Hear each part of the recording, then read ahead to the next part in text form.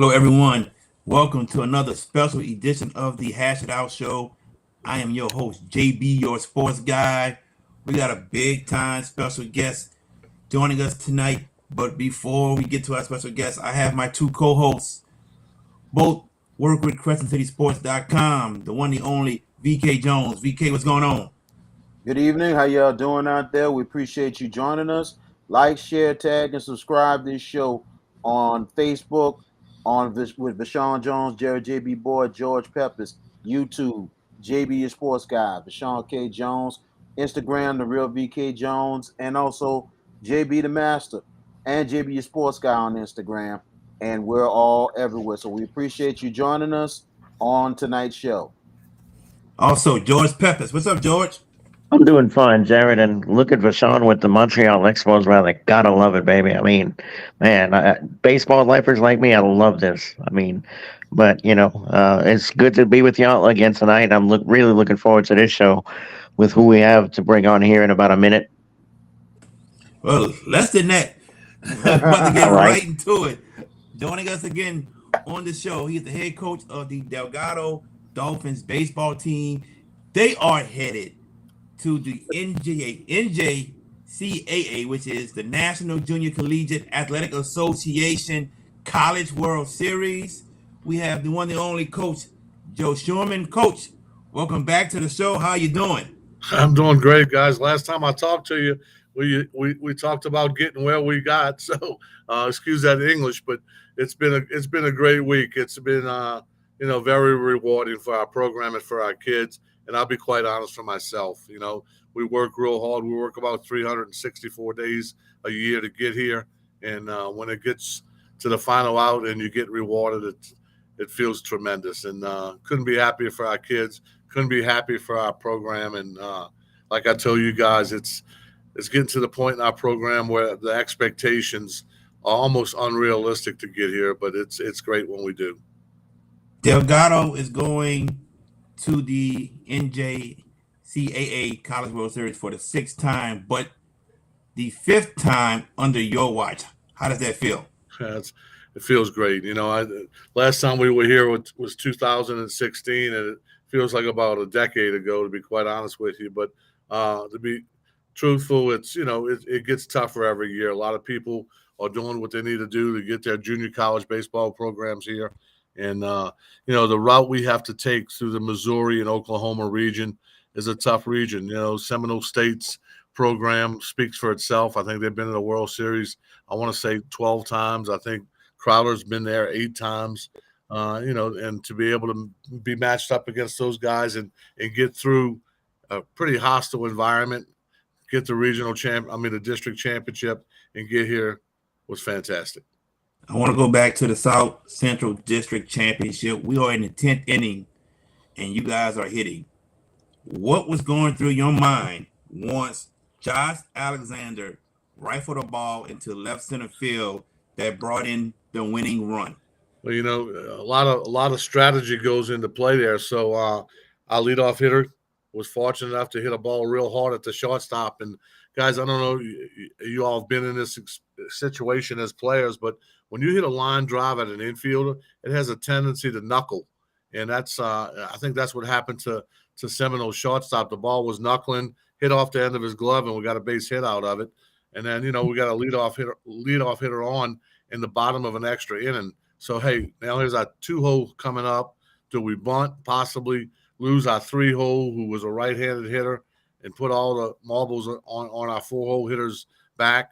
And I elected just to kind of be patient and let things happen. Alexander's been so great for us for 2 years that I thought he'd have a quality at bat. He hit a ball kind of hard the last time he faced the guy 2 innings earlier, and I said we're going to give him one swing, and then after that one swing we'll bunt. And first pitch is a sinker that got up, and he drove it to left center field. And I'm going to tell you, when he hit, I don't look where the ball is. I look for the 2 fielders.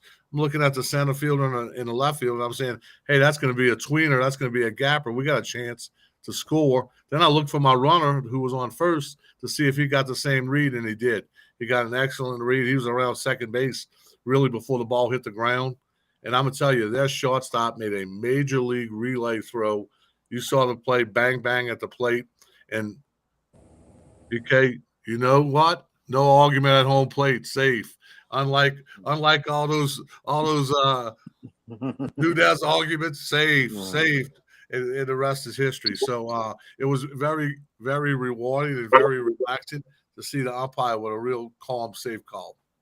You talked about Josh Alexander a little bit. Back in the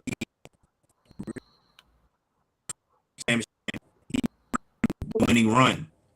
So I ask you, does Josh Alexander have the clutch gene inside of him? Well, there's no doubt about it. You know, the special ones always come up at the right time and always come up big at the right time. And Alexander has definitely done that for us for 2 years. I mean, he's been the right man, right spot for us all the time. You know, Strumbo, the gentleman, the kid that scored the winning run, has been phenomenal for us in the last 2 weeks. And he seems to always be in the right spot at the right time. And those two guys together are the reason we're here. So, you know, I can't say enough about the pitching performance we got out of our big left-hander, Turner Times. You know, we felt that a left-handed matchup against Seminole was probably the way to go. And, you know, he goes out and gives up 1 run in 8 innings. And if you would have told me that I was going to get 8 innings and he would have given up 6 runs, I would have been probably spitting nickels before the game started. But he went out and gave up 1 run in 8 innings. And then a young man who threw very little for us in the last third of the season comes in and throws 2 great innings and gets us, you know, gets us the chance to win the game in the bottom of extras. So I tell you, and I know this sounds very cliche-ish, but it's a cliche that's so true. When you get hot and your team gets hot, everybody gets hot. True. You know, look at Ole Miss last year. Ole Miss, you know, don't let the Rebs get hot. Hey, well, don't let the fish get hot because it the same result. You know, I think we have a way of doing what we need to do when it comes down to it, and hopefully we stay hot through this. One of the things that I was most concerned about was if we won, how would we travel? Would we go back home and try to either get back up here as soon as we could? I'm gonna be honest, our travel arrangements got kind of changed because of the weather in Missouri. We lost a day. So we had to cancel our flights that we had scheduled. We had scheduled flights to Denver and also scheduled flights to New Orleans, depending on the outcome. And then when the schedule got pushed back a day, the travel agency couldn't hold either one. So we had to cancel both returns. So we were sitting in Joplin, Missouri, and not knowing, you know, if we win, how are we going to get to Grand Junction? And if we lose, how are we going to get to New Orleans? So I told Tyler, who handles everything, I said, let's just see how it plays out. We'll go from there. Before passing on to VK, you open up against Weatherford, Texas, the number 4 seed. What do you know about them? And also, how do you feel about playing at 9 o'clock in the morning on Saturday? Yeah, that's 2 great questions. I'll answer the second one first. I'm more scared of the game time than I am about what I know and what I don't know about Weatherford. Because to be quite honest with you, I'm an old school coach, guys. I worry about what I can control.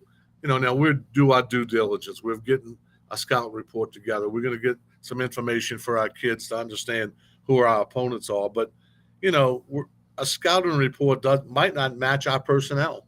You know, so what was successful against this club might not match the guy that I'm gonna put on the bump. So I'm old school. I don't believe in scouting reports to the point where it's a necessity. I believe you do your homework and you try to get as much information as you can get and hopefully plug it in and it works. But the 9 o'clock start time, mounting time, which 10 o'clock New Orleans time, is one of my biggest concerns. So the last 3 days, we've been waking our guys up at 7 o'clock in the morning, make them eat breakfast, move around a little bit, get that biological clock in the same sequence as where we're going to be come on Saturday morning.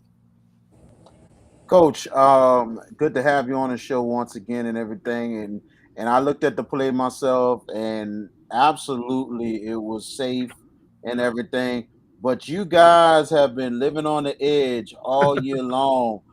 Cardiac Another. fins. We're the cardiac fins. That's what I call us. There you go. There you go. I don't know if I read that in the newspaper, the cardiac fins. I don't think of anything else is healthy on me, but I think my heart must be pretty good because the last 2 weeks of the season, if I had a bad heart, I probably wouldn't be talking to you guys right now. But it's been unbelievable, really. And the thing that I keep on reiterating and repeating, and I sound like a broken record, but I said all along, because this, the strength of our team was the maturity and the fact that we've been there and done that. And our experience is starting to show in these one-run situations. I've always said you can teach a lot of things, but you can't teach experience. And the fact that we've had kids in our program, some cases 3 years, is paying off. And I gotta tell you that it's amazing because even the beginning of the season to now, I called a couple of the walk-offs, and it's amazing because it's the fact of the matter is that you have probably one of your deepest teams you have had because of the fact that you have experience from 1 to 9, and then on top of that you have a deep pitching staff. Mm-hmm. Now, which point of the season did you think kind of was going to be a key going forward? And you can pick one of these choices. Was it the pitching? Was it your veterans like Josh Alexander, Brian Broussard, and also JT Singletary? Or the point in the season against BRCC when your bottom 9 hits a total of 4 hits in the series? Yeah. So here's what really turned our year around. 2 things turned our year around. We left New Orleans in early February and went to Panama City for that kickoff tournament. We faced 4 teams, one in Meridian who was ranked in the top 10 in the Division II poll, and 3 junior colleges who were ranked in the top 10 in the Division I poll. Coach Scheuermann did a horrendous job in game 1 against Meridian. We had a 5-run lead. I had my guy on the mound, and I took him out because I didn't want to worry about pitch count. It was cold. Brought in a little freshman who really showed that he was a freshman, and we lose, okay? We give up a 5-run lead and lose. And that could have been, well, look what's going on here. The next day, we played one of the best programs in the country, went out there against Chat Valley and really played well.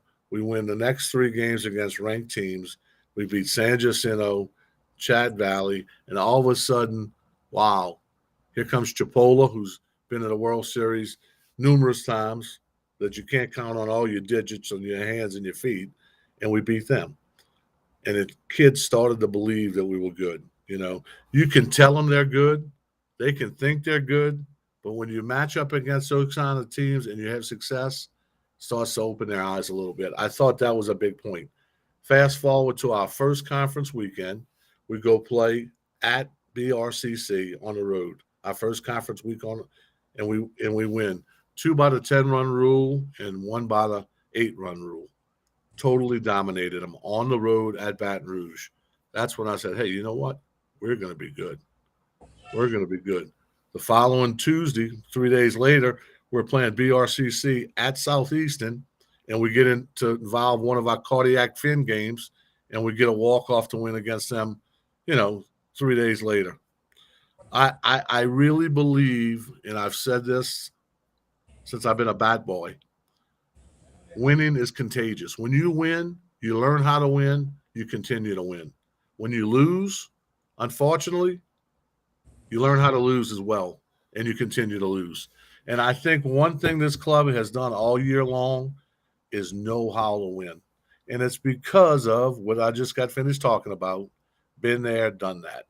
They haven't panicked all year long, no matter what the score is, no matter what the inning is, really haven't cared about who the opponent is. We finally convinced them we need to play the game and not worry about the guy's name on the front of the uniform. And that's really been the key. And that's I think why I'm sitting in Grand Junction talking to you on a Zoom right now. That's unbelievable. Let's talk a little bit about, we know the veterans, but there's been a freshman that's been really stepping up for you and he's been unreal all throughout the season, and he continues to really impress a lot of people. That's Jonathan Farabus, who plays at first base. Yeah, so Fellas, we've had two freshmen that have been really big for us, and they both on the right side of the infield. First baseman in Farabus and our second baseman in O'Neill. Those two freshmen have special years. I think O'Neill's hit like 398. I'm not a real big number guy. I don't look at stats a whole lot. I kind of look at who's doing what they're doing. But Farabus and O'Neill have been huge. He was unbelievable in the Crowder game.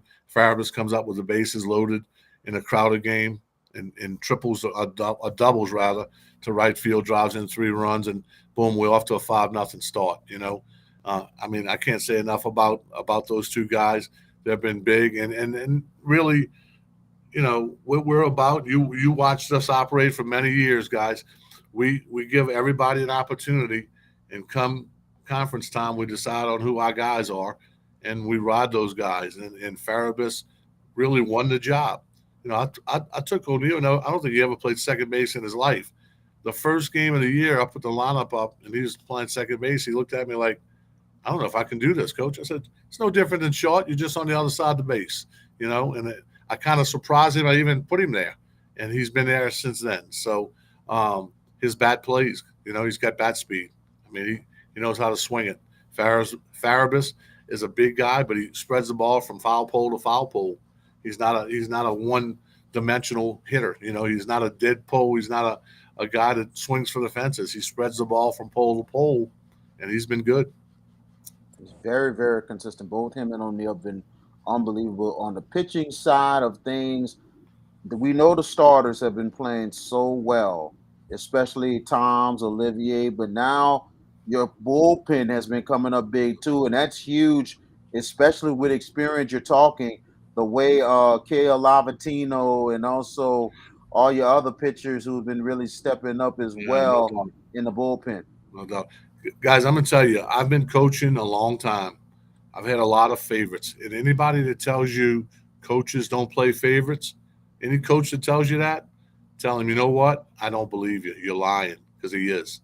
Coaches play favorites. And my favorite is Kale Lavatino. That kid has done everything that I've ever asked him to do since the first day he walked on my campus. He's a winner. I'll give you this story. Listen to this. You'll love this. So, we're using the close in the first game against Seminole, right? So, I'm making a lineup and for game 2 and trying to see who I'm gonna use in the bullpen, and don't even have him on the list. I have a little thing, a card I keep that available pitches.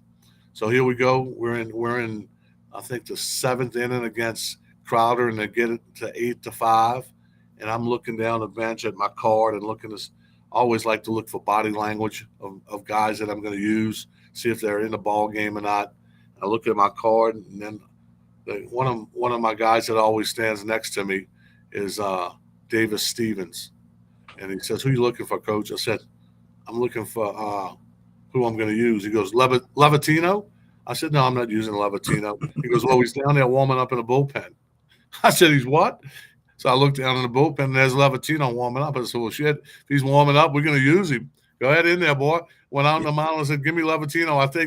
I think Valino, who was also down there warming up, probably got a little mad at me. But, hey, if Levatino's in and he's ready, we're using him. So, I mean, that's the kind of kid he is. Nobody told him to go down there, warm up. He said, "Hey, give me the ball." And that's why, that's leadership. You can't teach that. It's unbelievable. George Peppers, go ahead with your question for Coach Joe Scheuermann. First of all, Coach, I'll echo everybody else by saying congratulations on getting to Grand Junction, first trip since 2016. You guys, y'all don't make it easy. I mean, 5 of the last 6 games you guys are playing have been walk-offs. And look, as long as you're coming out on the winning side of things, it's a good thing. But talk about the enthusiasm. Well, I say enthusiasm, but kind of a reception have you gotten on as you've headed to Grand Junction from the Delgado alumni and the fan base.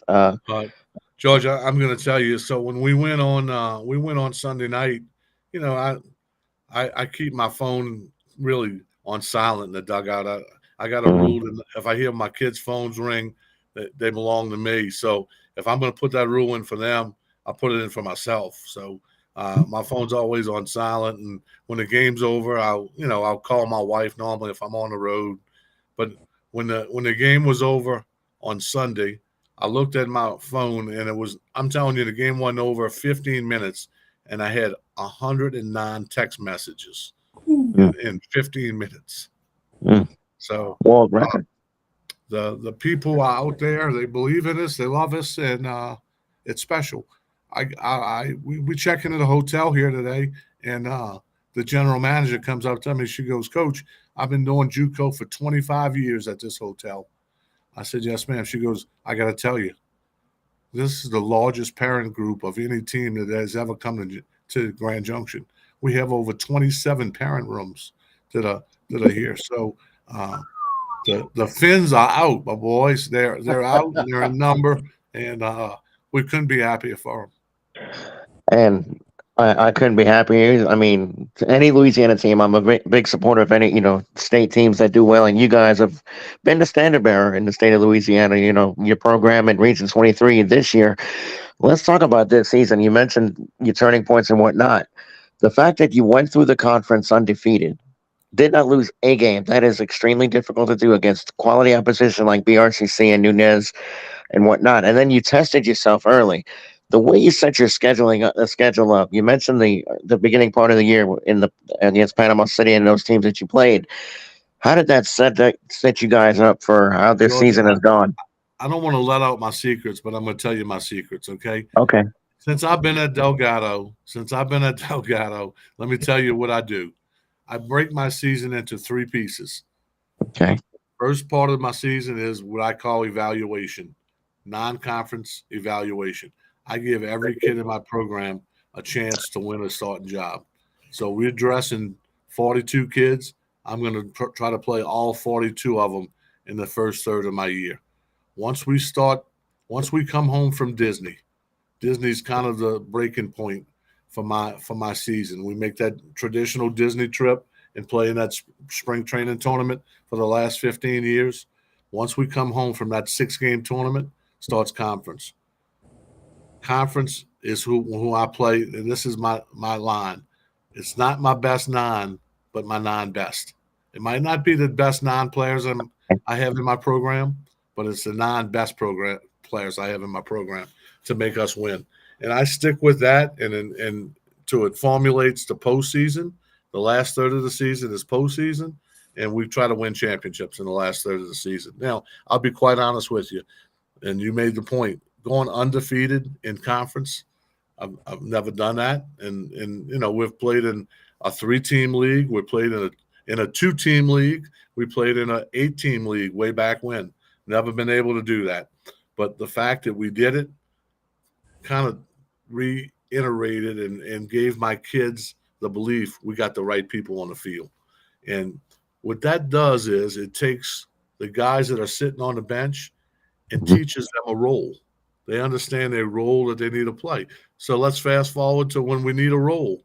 Who's the number 1 role player? Okay, Strumbo, right? Every time I need something, bam, Strumbo's the left-handed pinch hitter. He accepts the role. We win twice because he accepts the role. I mean, and that's what I do. I mean, I do the same thing in a baseball game. There's a 9-inning game. I break it up into thirds. The first 3 innings belong to my players. I sit on my hands the first 3 innings. They run when they want. They bunt when they want. They pitch out when they want. They throw sliders when they want. I watch. And then the middle 3 innings, I determine what the score is going to be. Well, I need three runs to win today, or I need 8 runs to win today. And that's when I take over. The last 3 innings, you better not do anything that Coach Scheuermann don't do. If I tell you to bunt and you don't bunt, come sit next to me. If I got a red light on and you steal, come sit next to me. The last 3 innings belong to me. And I try to orchestrate the game so we win. And it's worked. It's worked for 34 years. Now, don't tell anybody that secret, guys, okay? We're not. We got you, Coach. We good. We got you. My next question concerns that you're obviously in the World Series now, first time since 2016. Your 5th trip, What's different about this trip as compared to the others? Well, that's a great question, George. Because let me tell you something. I wasn't very good in '07 when I made my first trip. In fact, I was like a kid in a candy store.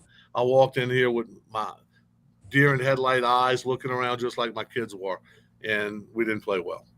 Okay, the next time we came back, basically same thing.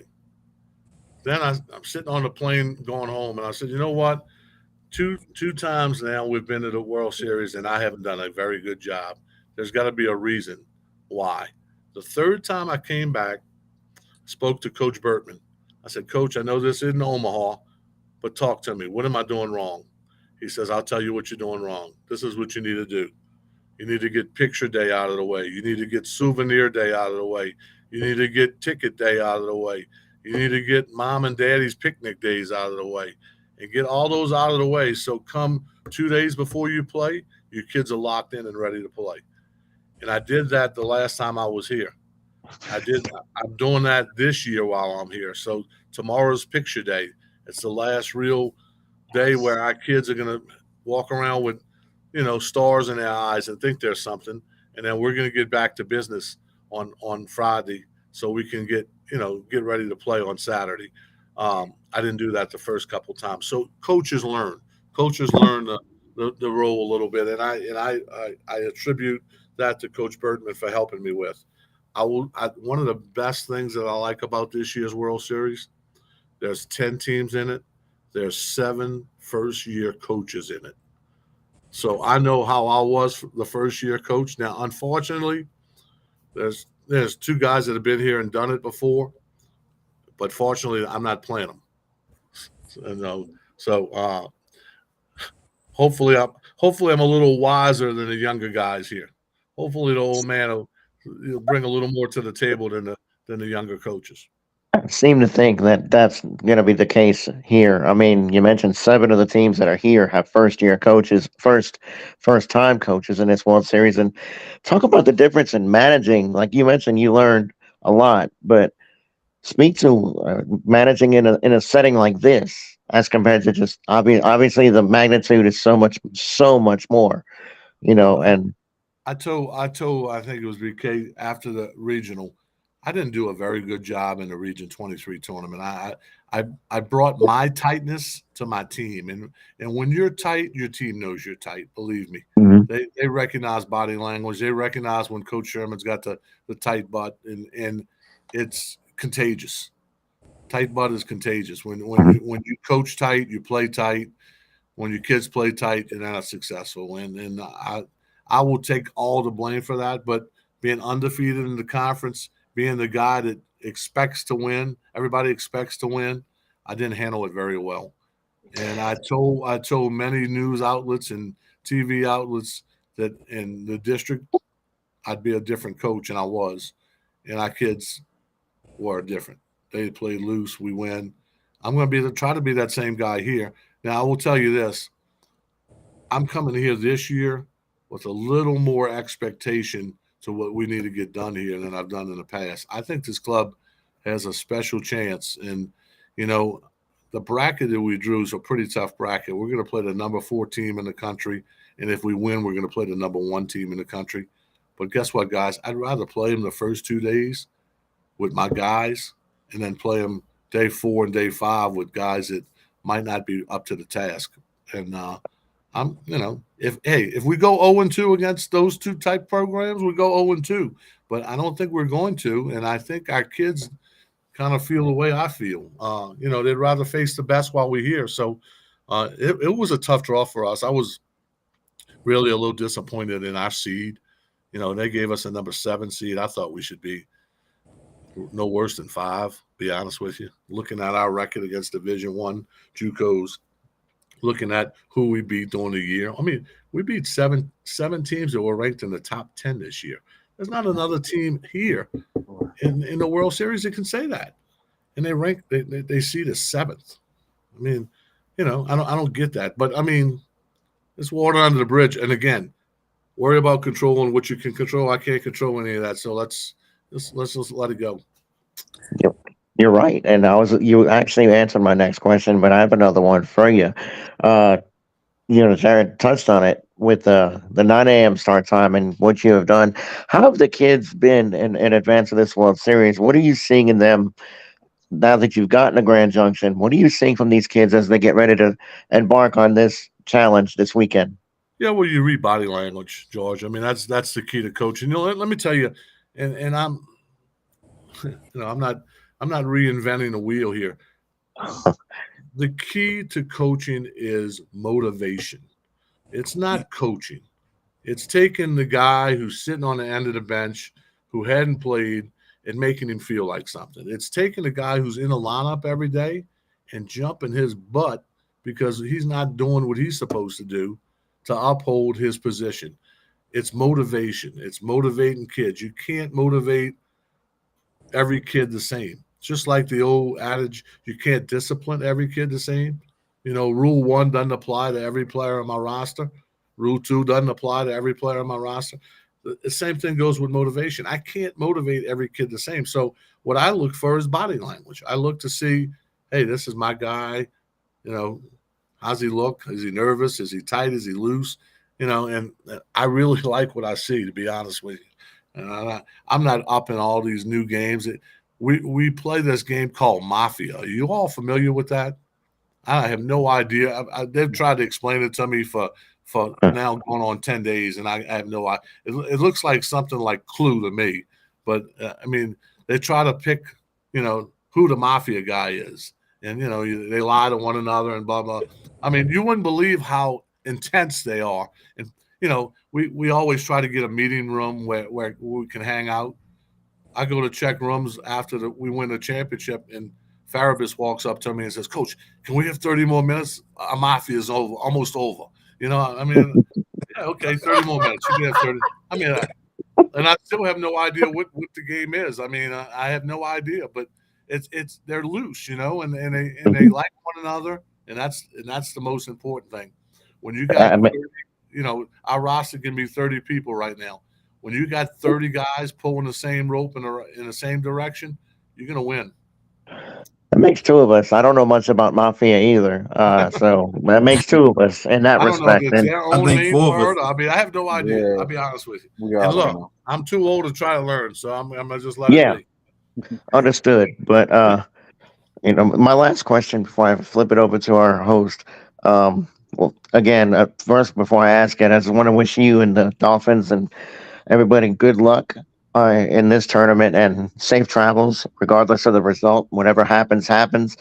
But hopefully, when this tournament's over, we're talking about you winning a national championship. So it leads to my last question: What would it? What kind of? I mean, obviously the emotion would be unbridled joy, but you've been at this a long time. You've been to this World Series 6 times. If Delgado wins this national championship, what kind of a party are we expecting when it's done?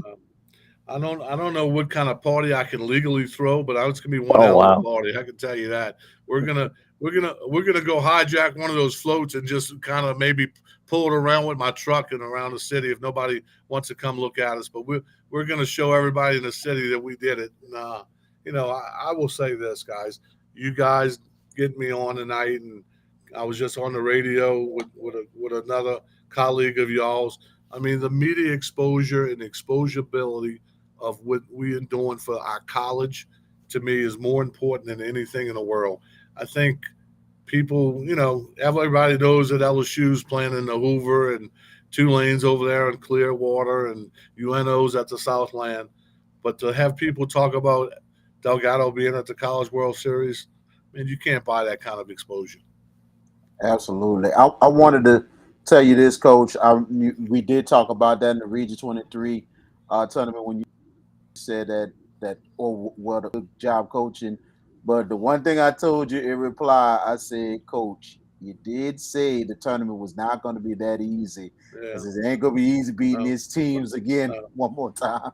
Well, let me just say this. When you're the hunted, it's tough. When you got that bullseye on your back and everybody's shooting that arrow at you, it puts a lot of pressure on your kids. And our kids stood up to it a lot better than that coach did. And that's why we're here. But I'm going to say this, guys. Our program, a reputation of our program if we're making Nunez better, if we're making BRCC better, if we're making junior college better, that's why we're bragging about ourselves. To be honest with you, I want everybody to win. I know people don't believe that. I mean, we can only have so many guys on our club, and I want every kid to have an opportunity to get an education and play college baseball. You know, what Nunez has done for kids is fantastic. What BRCC has done for kids is fantastic. I mean, I like to believe we're the grandfather in Louisiana because we are. We were the first school, junior college in Louisiana to have athletics. And what my dad built here and what I'm trying to continue is why we're here, and something I'm very proud of. That's a huge. I'm sorry, VK. You interrupted the pass from George to me. Yes, you did. And I'm about to interrupt this pass right quick. Go ahead. I'll bring it back to you, my friend. No problem. No problem. Go ahead, get it. Coach, you get a lot of credit for what you have done with this Delgado baseball team. But what can you say about your coaching staff that you have? Yeah. So I mean, everybody knows Mike Touye. Yes. Mike Touye was one heck of a player. Was a high school teammate of mine, and a guy who, I'm gonna be honest with you. Again, we wouldn't be here if he wasn't on our staff. I mean, he brings experience both at the collegiate level, the professional level. But what he brings to our staff more than anything is he brings continuity and the good cop, bad cop. Coach Sherman's always got to be the bad cop. Coach Touye mends the fences a lot for us, and that's a big part of our program. And he coaches third base. He throws BP every day. If I don't let him throw BP, he gets mad at me. I was watching practice today, so everything's scheduled up here. 8 to 9 is this team's practice. 9 to 10 is this team's practice. 10 to 11 is Team C's practice. Well, we're in the middle. The 8 to 9 o'clock practice, the guy had a pitching machine on the mound, and then we practiced. Then after we practiced, I looked up, and the first thing that was being done is a guy setting up a pitching machine on the mound for the 10 and 11 o'clock practice. And I told Touye, I said, you see, these guys bring – he goes, that's ridiculous. I mean, there's nothing better than live pitching, and he's right. So we're probably going to face a left-handed pitcher. Guess what way Coach Touye throws BP? From the left side. That pitching machine don't throw it from the left side. Right. It comes out that left hand. So, I mean, he's instrumental in that part of it. He keeps our feel up. I mean, he does everything for us. And then I'm going to tell you something. A guy that don't put on a uniform for us that does unbelievable work for us is my son, Tyler. He handles all the statistics. He handles all the academics. He handles, you name it, he handles it. All of our travel. I mean, it makes life too easy to sit back and just get on the first seat of the bus and take off, So we got a pretty good little group together, and we work together, and it works. Back to you, VK. Well, Coach, I wanted to, when you talked about Region 23 and everything else, how much of a statement it is for you guys to win your last South Central Regional, and knowing that Region 23 is going to be in a new region next year, that 2 teams out the conference will go into that region next year, and it's mostly in the state of Alabama. Yeah, it's big, VK. Let me say this. Hopefully that gets finalized. Up. I lost you. Okay. I'm here, Coach. Are y'all there? You still got me? Yeah, still got you, Coach. Yes. Okay. Hopefully that gets finalized soon, that it will be 2 teams, but we will definitely be in the Alabama region starting next year. And I told these guys in Missouri, I said, I don't know if y'all got tired of seeing me, but I sure got tired of seeing you guys. So it's going to be a change is good. I mean, the fact that we're closer, we better get more fans to those games if we are fortunate enough to qualify. But more importantly, Nunez and BRCC possibly could be involved with a 2-team from Louisiana going there. And hopefully the national committee will vote that in. We'll know that probably in the next 10, 15 days. It's very exciting, no doubt about it. All right. Guys, I don't want to cut you guys off, but I got to run. I got a team meal, and if I'm late, I get fined, and I don't want to be fined. I don't want to get fined. I'm about to say, we're I was about to say, Coach, thank you and good luck in your game. thank you for joining us. We appreciate it. Do your best, win that championship, and come back on our show once again. Well, again, thank y'all for everything y'all do for Delgado baseball. And BK, I see that little pretty girl over your left shoulder there. Give her a hug for me next time you come. All right. I Y'all will. take care. I All right, will. Coach. No offense, man. Good luck. Okay, guys. Thank you. Thank you, Coach. Coach Joe Scheuermann. If he late for the meeting, Gets he fine. gonna give us the bill. Then I'm passing my part to VK. What about you, George? You passing your part Me to too. VK Oh, too? exactly. Oh, My force is going that way. The rich. We passing to you, George. Oh No, you're no, not. no, passing. We're Oh, both no, passing it to no, you.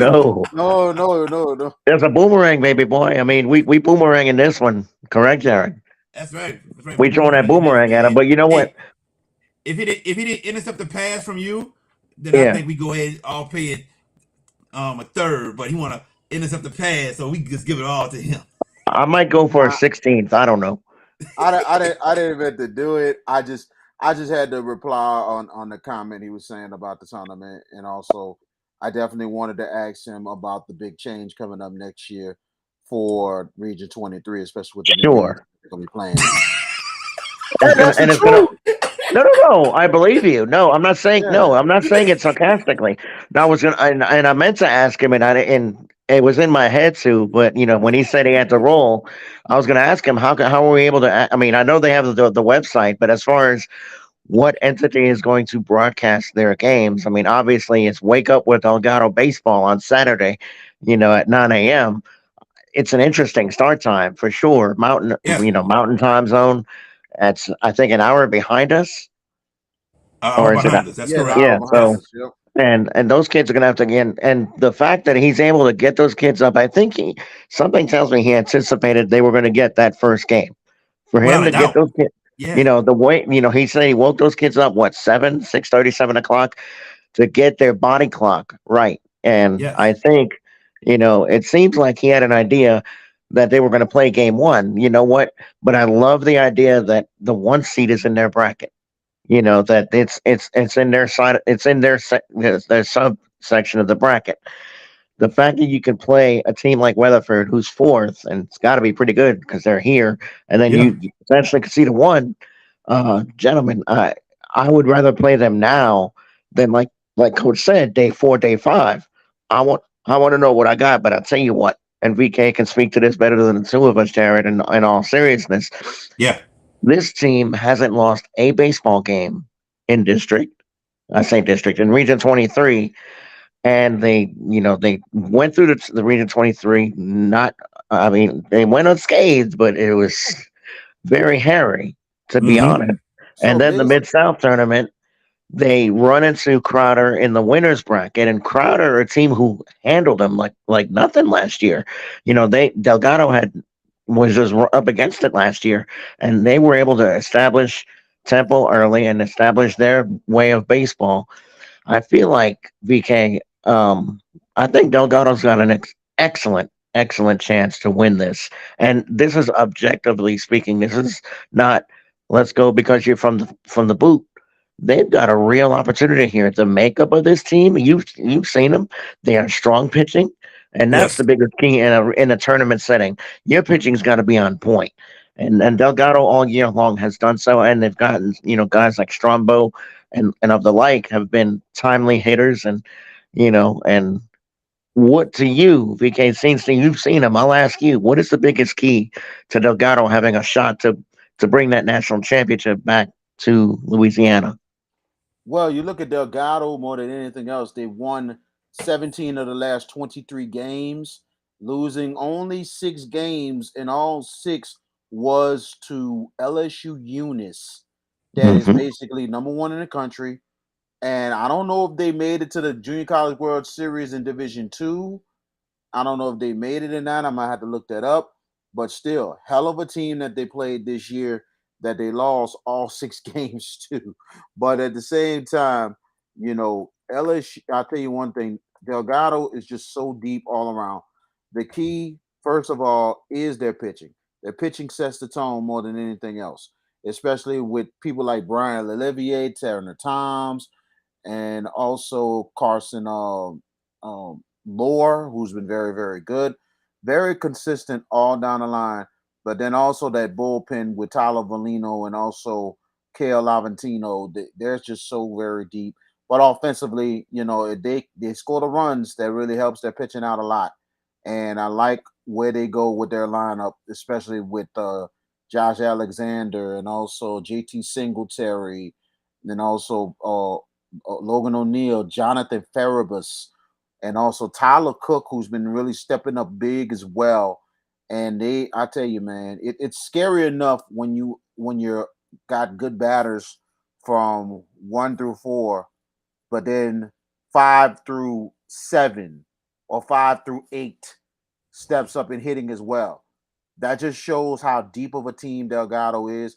And I think, and I said it myself during the season, this team is good enough to not just win the conference, but to get back to the Junior College World Series and possibly an opportunity to maybe win a national championship. They have to get through these first 2 days to have a chance. If they can beat the 4 seed, they can beat the if they beat the 4 seed and they have a chance to beat the 1, they could have a shot to win it all. All right, fellas. Very quickly, let's talk about baseball still, but NCAA baseball. LSU got off to a win today over South Carolina, and UNO got a win over Lamar today also. Quickly, Joyce Peppers, your thoughts about LSU and UNO getting a win? LSU first. The fact that they beat a very good baseball team in South Carolina, the Gamecocks have had a nice year.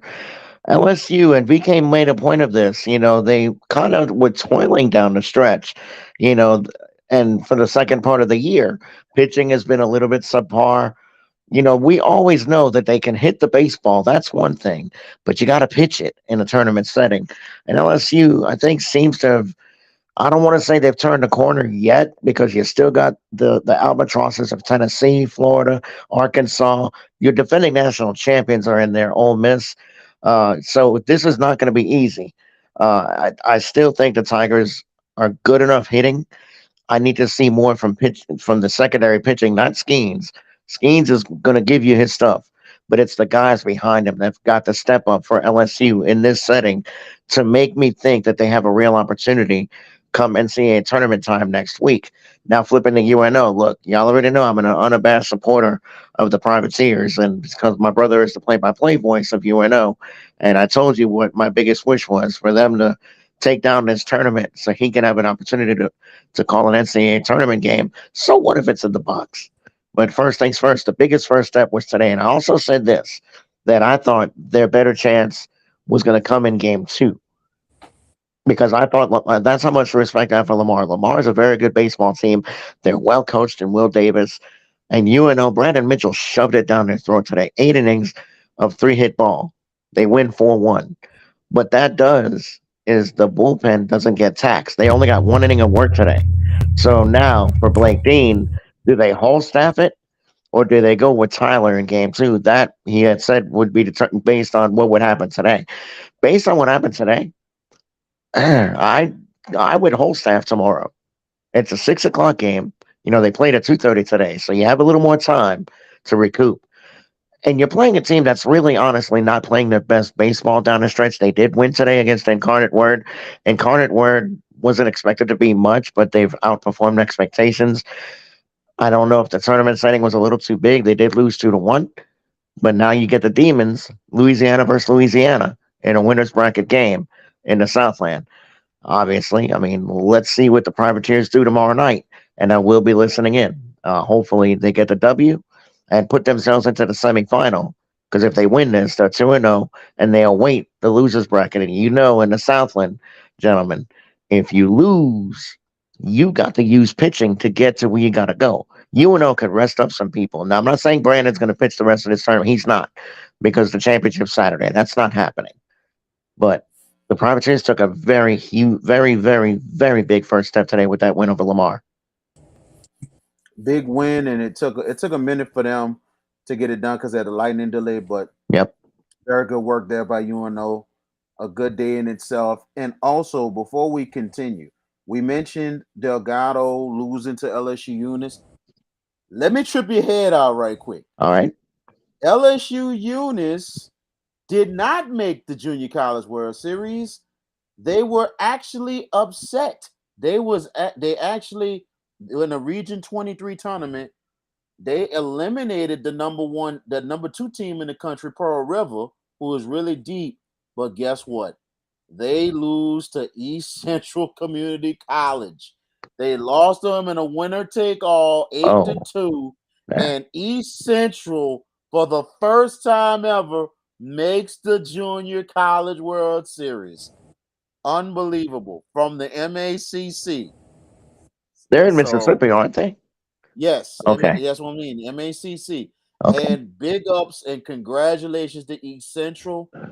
The biggest thing that the MACC had to deal with, and no knocking the LSU Units program. It's a great program, but the MACC has some great teams that's always ranked, and they had to kill each other and fight each other in the conference tournament to go to the Region 23 championships, to go against a team that's hardly in the conference. So for that one, LSU is good enough to win it all and good enough to get back, but wow. Big ups to East Central, man. A team that's probably was, I think they finished, I believe, second or third in their division, and they wound up making the Region 23 tournament with Pearl River, and they pulled it. And the thing about it, they lost to LSU Unis a day before, 13 to What's your 1. thoughts about And LSU today? the LSU Tigers, big win for them. Like I mentioned, if they're gonna make a statement to maintain the top 8 nationally, they got to do it this weekend. I think if LSU gets to the SEC championship game, I think that'll solidify them a top 8 seed. Mm. If the icing on the cake if they win the tournament, but I think they should win the whole thing to make a statement that they're maybe a contender to get to Omaha, but you just can't trust it too much because of what their weaknesses right now and everything else. But for the Tigers, that's a pretty good start for them. All right. We were supposed to have Eugene Jr. on the show with us tonight, but due to a scheduling conflict, he couldn't make it. So we are trying to reschedule with Eugene, hopefully sometime tomorrow or sometime Friday. Before we go, last words, VK. Well, it was good. It's been a good week to be on the show and everything. And big ups going to like I said, it's been a great week. Big ups to everybody who joined the show and everything, man. We didn't had a great week and everything else. Special shout out going if I don't know if y'all know, Tina Turner passed away tonight, this evening. So rest in peace to the legend, Tina Turner. She died at 83. But also, you know, we want to say, like for on behalf of us, we want to say a big shout out to Ryan Clark, your alma mater, your brother alma mater, Jared, Emmy Award winner for best sports analysis.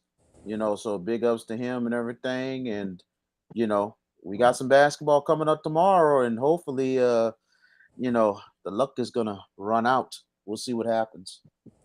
Oh my. George Peppers, I last know where I words. know I know where that's going. But first off, let me say this. We're talking about shout outs, and you stole that one from me. I wanted that one because Tina Turner was somebody I admire. I think immensely talented.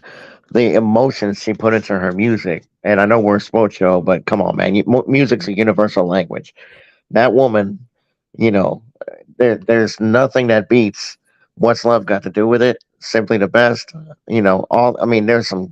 She put together a long, great career. God rest her soul. She's run the race. She's lived her life. 83 years old is a long way to go. But flipping it to the sports part of this, since we're talking about other shout outs, I'm going to give a shout out to three people: Jared, Vashawn, and myself, because we understood what these three shows were this week. We understood what was in front of us this week. Gentlemen, we have met the challenge in a very big way, and I think we have taken a quantum leap as to where this show is going to go. This was a very big time. Let's step it up this week. and our game was on point. We were on point this week with great guests because we couldn't do it without them. It's one thing to ask questions, but when you have the guests and the depths of the questions that we ask, the credibility factor is, and it was never any doubt.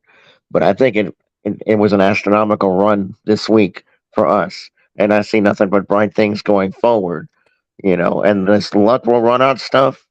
Slow your roll, Vashon, because it's in Boston. So 3-2, we're going back to Miami. I'm calling it now. They're going back to Miami for Game 6. Oh We'll man. see about Well, that. I want to thank the four guests we've had these past 3 days.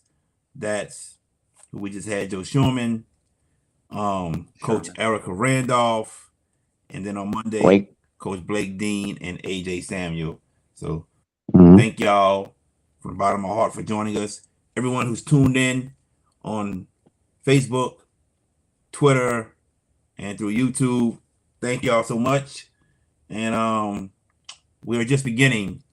Like we said on the previous shows, we're gonna have Legends Month in July, and we got June coming up. So we just gonna keep rolling. And then August and September, especially August, we get ready for high school football. We're gonna break it down district for district as much as possible, and try to have other sports writers on in different areas of the state to give us, their thoughts about certain teams in their area that they cover. So we're trying to do big things. We're trying to give you the best content we can give you on this show right here, the Hash It Out Show. But other than that, thank y'all so much. And of course, my man next to me has to say something. That's the one and only VK Jones. You gotta say something at the very end all the time. Gotta have the Last day last of word, school for the all that stuff. kiddies. Last day of school for the kiddies. Y'all be safe this summer and everything. A big RP going to Helen Cox and also to Grace King High School. Their last days of existence as a high school. Shout out to what they tried to do for education. Big shout out to those schools. We know a lot of friends and people that are taught at those schools at Helen Cox and Grace King, which they had their last graduations and their last days of schools coming up. But to all the schools and kiddies, man, have a great summer. And we don't want to see too many of y'all getting in any trouble. Be safe. We want to see you back in school coming up in August. All right. Now, we thank y'all for tuning in, everybody. Go follow us on YouTube, JB Sports Guy, The Real VK Jones, VK Jones on Instagram, JB the Master. George, what is your Twitter account? At George Peppers. George Peppers on Twitter. You can follow me there. I'll be, I'm semi-active. I was on there for the two first Triple Crown races. I'll do that again in a couple of weeks' time. But I plan on branching myself out again, rebranching myself out again, and putting more sports shorts, nuggets, or whatever you want to call it. You're going to get some unabashed opinions from me as far as sports goes as we progress into the summer and into the fall. You mentioned about the fall, and we're talking about going around the state to preview, the upcoming prep season. VK and myself have the contacts and and whatnot. We're going to get you to the audience. I speak now. We're going to get you the best in prep coverage as far as getting you ready for the prep football season. While other entities are who dat and whatnot, if I say who cares, I'm going to get bastardized. I'm not going to do that. But while everybody else is OTAing and thinking about training camp, and I get it, prep football is the beginning of a lot of things. And there you go, right there. Look at this comment, guys. Tiffany, thank you. That means a lot to all of us. To the three of us, we do what we do because we love what we do. There's a difference in between doing sports talk and loving to do sports talk. We fit in the latter category.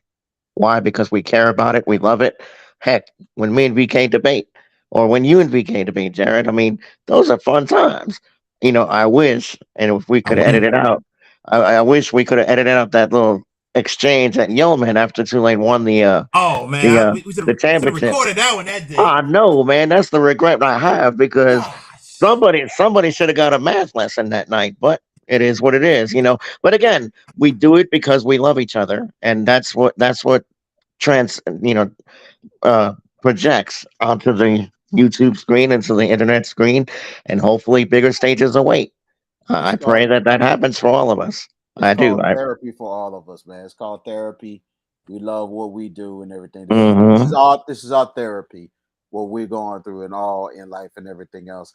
I hope this thing gets me through the summer because I got one more semester left. And I'm gonna tell you all the good news when that comes upon that special announcement. That's Mm. coming in August. All right. So not really, Sounds really end of July. So that's gonna be coming. So I want to survive this summer. If I do that, whoo, whoo, you talking about some easy, happy days for me. easy Can't wait. surviving the summer. And using this, as you know, in a week's time, we start another hurricane season, and obviously, all we can do is hope and pray that nothing crazy decides to bubble up and do nothing stupid, like what Ida did in 2021. Just for everybody that lives in the area, in the New Orleans, West Bank, East Bank, the target areas, be prepared. You know, Yes. the one thing about me, I mean, I can't leave. Y'all can. And if y'all gotta go, get the hell out of here. But I can't leave because of my job. I'll be called out, so I'll be here. But you know And what? and I think we have hope. We're gonna keep being aware of it. I think we have hope. We might be okay this year because this is an El Nino It's El year. Nino year. It's an Yeah, it El is. Nino So year, I think we're good, but I so don't. we It might only be takes good. We're one, not. dude. Takes That's what I'm one. saying. It takes one. We're not going to underestimate it, but No, most of the times, El Nino, it's really good because maybe very few storms come through. If El Nino comes through well, we might have maybe one come through, but might not to not be. So not to make light, but if the Boston Celtics pull this off, there's gonna be another storm that comes through. That's Hurricane Rashawn. He gonna be upset. All right, guys, let's close this Let's get out. let's out of here, close it y'all. out. I gotta go take care of this knee. For my man VK Jones, my good partner George Peppers, JB a sports guy.